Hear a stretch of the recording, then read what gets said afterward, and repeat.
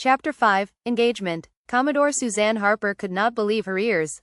"Yes, father," she answered, "I understand the gravity of the situation and my navigations officer is plotting the jump coordinates as we speak." Admiral of the Fleet John Harper dismissed his daughter and discontinued the Split Particle Resonance Chamber (SPRC) connection. As GAIA's most decorated warship, it was vital the Drake, his daughter at the helm, be present at the first astro-naval engagement in centuries. Having organized a destroyer fleet to lie in wait, Admiral Harper was satisfied the risk to his daughter was minimal compared with the potential glory she could rack up for them both. The way the Chinese were expanding, both on world and off, GAIA and the worlds it championed sure needed a morale boost. The political situation on Earth loggerheads with China.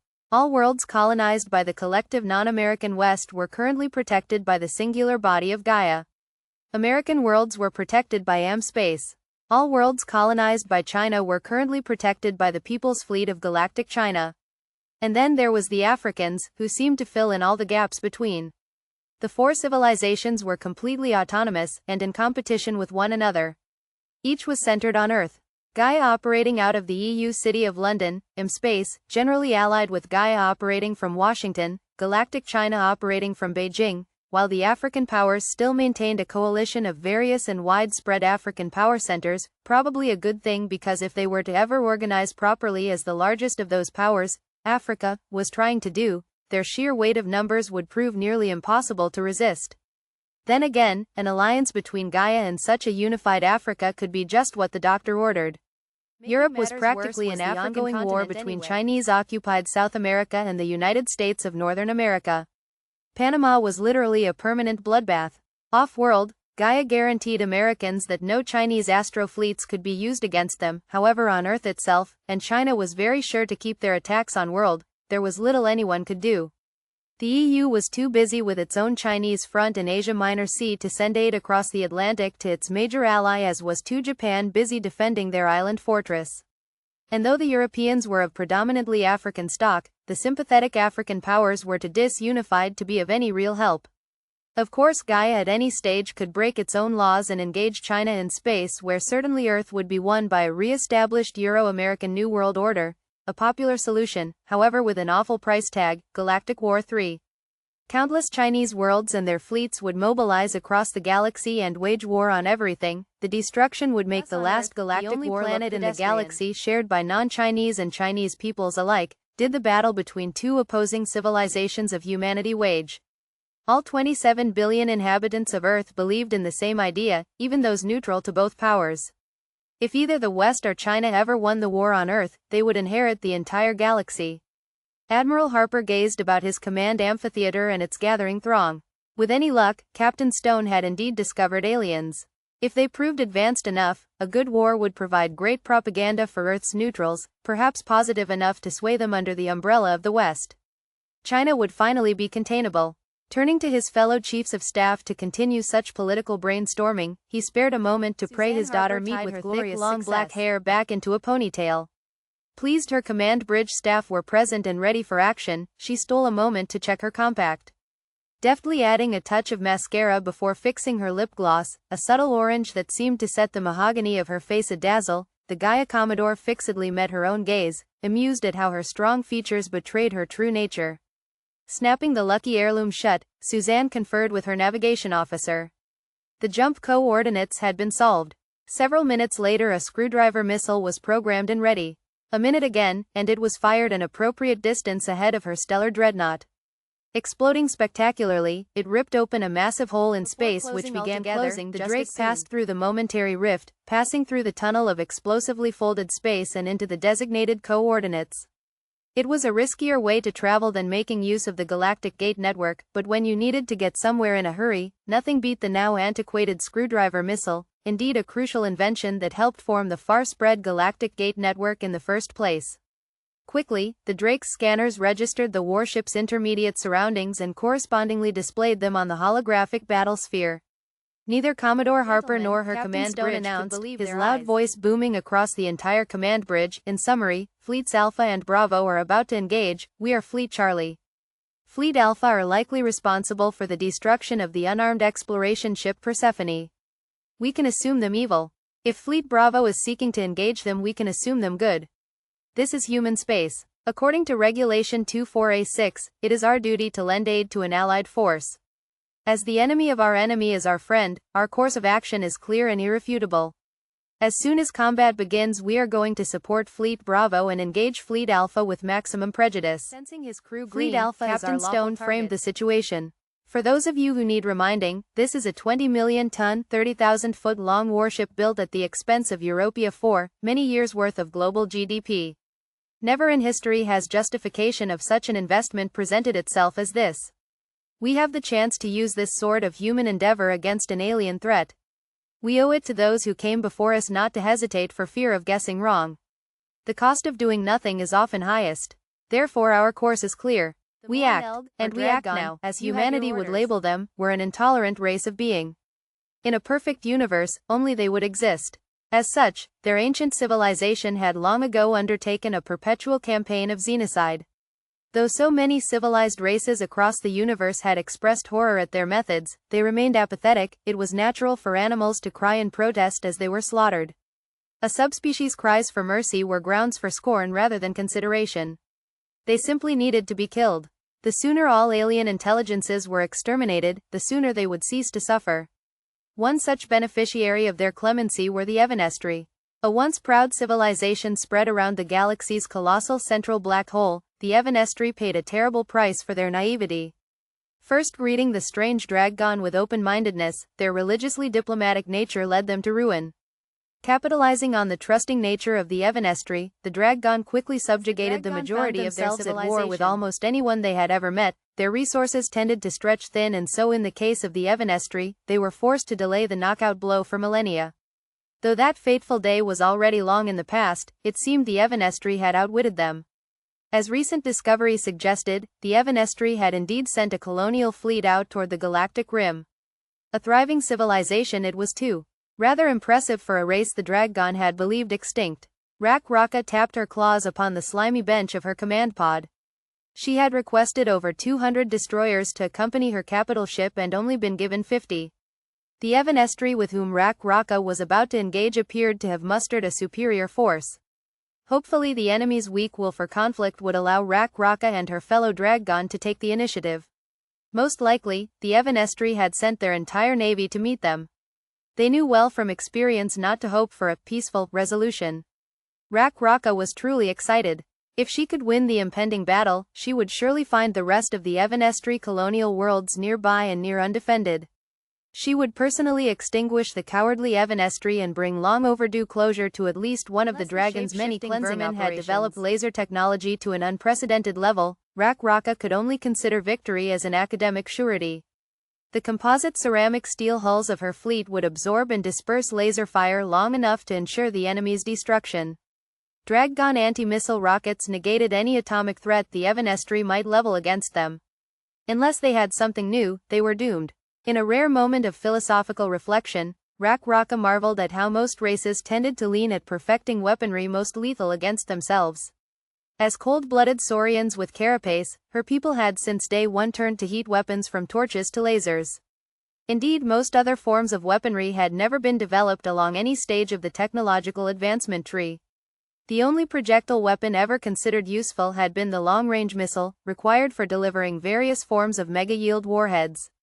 Rak-Raka imagined the Evanestri's natural resilience to harm was responsible for their historical lack of effective weaponry. Such natural resilience to death was in effect a natural inhibitor to advancing in the martial arts. Some analysts believed the Evanestri had indeed never known conflict until their first contact with an alien race eons ago. Wimps. Whatever the case, Rak-Raka was a true believer. To an acceptable speed for military engagement, the Dragon followed one of several standard battle plans. Breaking into a core and two widening flanks of 15 destroyers each, they began maneuvering into offensive positions, priming what many considered the most potent lasers in the galaxy. As Captain Stone and his command bridge watched Agape, an incredible glow against the hull of a Bravo Fleet capital ship, which moments later exploded, signified battle ignition. Consequently, several Evanestri cruisers were destroyed, having approached in terribly tight formation. Lasers, Noel exclaimed, damn good ones. Not to worry, Noel, Captain Stone offered before turning his shield officer, Stimpson, set external hull to reflective. then fixing his gunnery officer a gleeful stare, target Alpha Fleet destroyers with all projectile guns and fire at will. Quickly grabbing his third can of Coke, Captain Stone popped it, sat back in his chair and watched the battle sphere with unashamed zeal. It was really happening, he was at war. Almost as an anticlimax, it seemed mankind's ability to maim, kill, and destroy each other was of a galactic-class scale. The battle proved all too easy. At a range of 5 million kilometers, 300 shells ripped through both squadrons of the enemy destroyer-class vessels as though they were made from tissue paper, their exploding hulks lending spectacular flair to the perpetual night of space. All that remained was Alpha Fleet clenched a fist in anxiousness. Hundreds of years and not a single Gaia vessel had fired a shot in anger, well, not officially anyway. Before her very eyes the Themistocles had just scored 50 kills. In the blink of an eye, mankind's future had become uncertain. Unsure as to the actual situation, Suzanne immediately hailed the Themistocles on medium-range laser communications. Before getting any response, the Themistocles fired yet another barrage. Then the image of Captain Leonidas Stone appeared on her holoscreen. How well the Gaia regal blue uniform suited him, she mused. His suit jacket hung on obviously well-developed shoulders while his bone-white collar hugged his solid neck, contrasting wonderfully with his dark skin. Beneath the white of his officer's cap, piercing black eyes regarded her, seemingly awaiting an explanation. The nerve. "Hail, Captain, brief me," she ordered. Listening intently, Suzanne quickly formulated her thoughts. Waiting the dozen or so seconds to see if Captain Stone's just-fired barrage was going to take care of the enemy capital ship as had the first barrage handled its destroyer-class escorts, the Commodore shook her head in expected disappointment. "Now we're in a fight, Captain. Continue to hassle the enemy capital while we maneuver round to their rear. Hopefully their exhaust system is vulnerable. Try using your missiles, Leonidas." "Over. Wilco, ma'am," Captain Stone replied sharply, even if the obviousness of her orders infuriated him. Did she mean to make him look stupid? "It looks like they have an unbelievably powerful magneto shield," he continued. "I don't think missiles are the way to go." "Over. Captain," Suzanne offered cordially, "you have your orders." "Out." Suzanne relayed her orders to her command bridge before getting aligned back to Gaia scanners. Two warships of unknown origin had appeared from nowhere. If the scanners were to be believed, they were colossal. Though her vessel's magneto shield had just deflected the alien barrage of high-velocity projectiles harmlessly aside, the sheer weight of the attack had required an unacceptable amount of power. If the aliens' warships could sustain such an attack strategy, her shields would eventually give out. Desperate to respond, Raka ordered all 1,000 her fighters to engage the currently flanking alien vessel specifically. Then ordering full power to the ion thrusters, she maneuvered almost 90 degrees so as to bring her vessel's laser in line with the passing alien warship which had already caused her fleet so much damage. Waiting momentarily for an optimum close-range shot, the Dragon retaliated. Leonidas mulled over his orders before clenching his fist. Fucking bitch. Missiles indeed. The alien ship had just turned away 300 shells, it was hardly going to allow a handful of missiles through. If Suzanne wanted to run trial and error tests of the enemy's capabilities, she could do it her own silver-spooned self.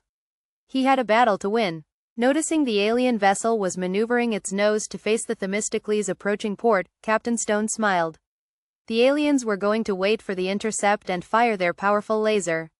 "Wilson," he barked, eyeing his gunnery commander like a lion, "I want all gun batteries concentrating fire at Charlie's bow. Remember, we are going to pass them at around .05 light, so make sure all guns are smart-linked and don't miss. You're only getting one shot at this. And wait until we are at least 80 degrees to the perpendicular, on Kimiko's mark. Stimson, we want our shells going right ready. You're about to find out what a science fiction-style laser's going to do to your armor and shields.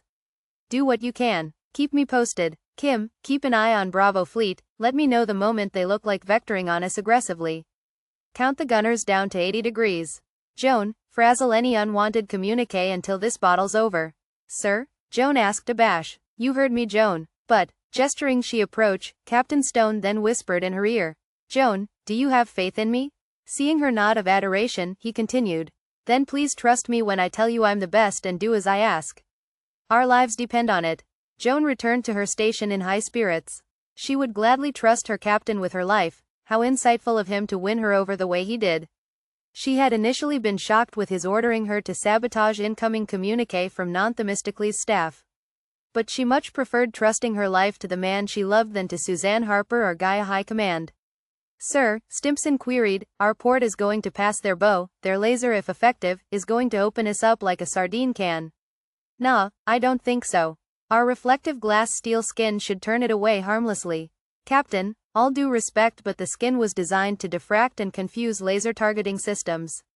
We cannot assume it capable of withstanding a practical military laser. But our point defense systems are lasers? It could resist those easily enough. Yes, but we just saw out there is like no laser beam the human race has ever devised. Our main beam guns are strictly particle in nature. There is no telling. Noticing his entire command deck was now listening, Captain Stone brought the argument to an end. Our skin was also designed to act as an atmospheric heat shield and to allow close passage to a star, Stimpson.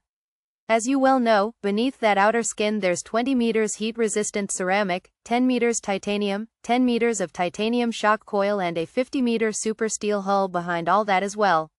We'll make it. Mere seconds later, Kimiko announced her countdown, 80 degrees to the perpendicular in 3, 2, 1, Wilson. Gunnery Commander Jeff Wilson, having only just received the all ready from his charges a moment earlier, shouted down his communications link to all relevant personnel, fire. To the spine-tingling wonderment of all aboard the warring stellar dreadnought, the slightest sensation of recoil could be felt a moment later as 900 shells shot away from the ship's port vector at near light speed. What wasn't felt by all, however, was the simultaneous rending along their vessel's command bridge in open-mouthed awe. As the Themistocles whizzed past the alien capital ship's bow at a distance of around just 1 million kilometers, the latter scored a direct hit with its laser.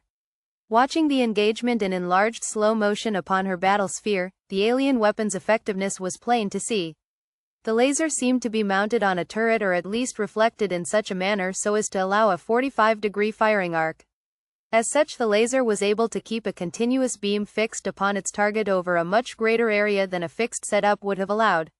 Resultantly, the laser beam, invisible except for the sun-like glare it caused upon the Themistocles, was able to remain focused upon one point of the Themistocles until such time as that point passed the 45-degree firing arc, upon when the laser was allowed to run along the rest of the vessel's passing side. At 0.33 light relative, with a tracer arc of 45 degrees from a range of 1 million kilometers, the alien laser was able to remain transfixed on one point of the Themistocles for almost 5 seconds. The beam itself was narrow, a radius of 5 meters. It melted a 20-meter wide hole through the Themistocles' 10-meter glass steel skin in just 2 seconds before reaching 20 meters of heat-resistant concrete, which after just 3 seconds started to glow red and turn to slag. And then the Themistocles raced past the laser's firing arc to safety. A millisecond later, Suzanne smiled as her bridge officers jumped and shouted in celebration. It appeared Captain Stone was a maniacal genius. The alien capital ship's magneto shield had simply collapsed under the sheer power drain of firing its laser in conjunction with attempting to ionize and deflect 900 incoming shells. The vessel's capacitors were simply not up to the task. The resultant fireworks were spectacular as the drag-gone capital ship was through her collapsing magneto shield. Raka could not believe her reptilian eyes. With a 5-second burst, the enemy vessel should have been doomed. It would have been, had its armor been comprised of just steel as its design suggested. Even drag-gone ceramo steel started to cook after such a burst. Yet the gargantuan alien vessel's ridiculously robust outer skin was reinforced by what had to be an amazing amount of heat-absorbing material. What race could fathom and construct such an opulent vehicle of destruction? Even as the first arrived example of what was an unthinkable amount of firepower crashed through her command bridge, Raka was incredulous. The galaxy, it seemed, had new masters.